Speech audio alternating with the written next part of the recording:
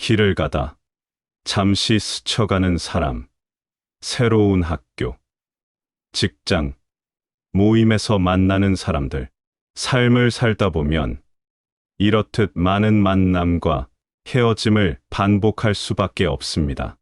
이 인간은 동떨어진 무인도에서 혼자 살아가는 것이 아니기 때문에 수많은 사람을 만나게 됩니다. 좋은 사람들을 만나면 즐겁고 행복한 시간을 보내겠지만 그렇지 못할 경우엔 함께 하는 시간 자체가 고통스러운 시간이 될 수밖에 없죠. 이런 잠깐의 만남에도 이런 어려움이 있는데 평생을 함께할 친구를 사귀는 일이라면 더 많은 어려움이 있을 수 있습니다. 러시아의 대문호 톨스토이는 원만한 인간관계에 대해 이런 명언을 남겼습니다. 이 인간은 자기를 높이 평가할수록 남에 대하여 이움을 가지기 쉽다. 이 인간은 겸허하면 겸허할수록 선량해지고 화를 내는 일도 적어진다. 미움은 항상 무력함에서 발생하고 나를 향한 질투에서 비롯된 것이다. 자존감이 높아 자신을 높이 평가하지만 실제로는 가슴 깊은 곳에 숨겨진 열등감을 가지고 있는 것이며 자신보다 조금이라도 더 돋보이는 사람이 있다면 질투와 미움을 가지게 되어 해를 끼칠지도 모른다. 사람은 때때로 남의 결점을 파헤침으로써 자기의 존재를 돋보이려고 한다. 그러나 그는 그렇게 함으로써 자기의 결점을 드러내는 것이다. 이 인간은 총명하고 선량하면 할수록 남의 좋은 점을 발견한다. 그러나 어리석고 짓궂으면 그럴수록 남의 결점을 찾는다. 기어코 남의 결점을 찾아내 깎아내리다 보면 어느새 스스로의 만족감에 취해 똑같은 행동을 반복하게 된다. 주변에서 만류해도 이미 만족감이라는 경험을 얻었기에 쉽사리 멈출 수 없게 되는 것이다. 이런 사람들은 남의 결점을 파헤친 순간 이미 자신의 결점을 내보인 것과 다름없다. 깊은 강물은 돌을 집어던져도 흐려지지 않는다. 모욕을 받고 이내 발칵하는 인간은 강도 아닌 조그만 웅덩이에 불과하다.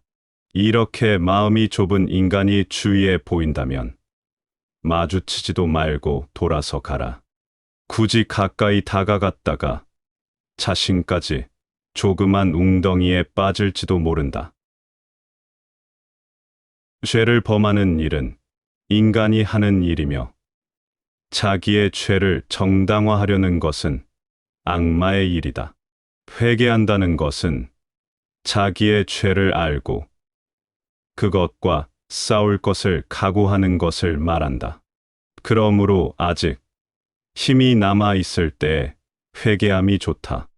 램프는 불이 꺼지기 전에 기름을 부어야 하는 것이다. 믿음에 의하여 혹은 남의 용서를 받음으로써 죄를 벗을 수 있다고 생각한다면 그것은 큰 잘못이다. 무엇으로도 죄를 벗을 수는 없다.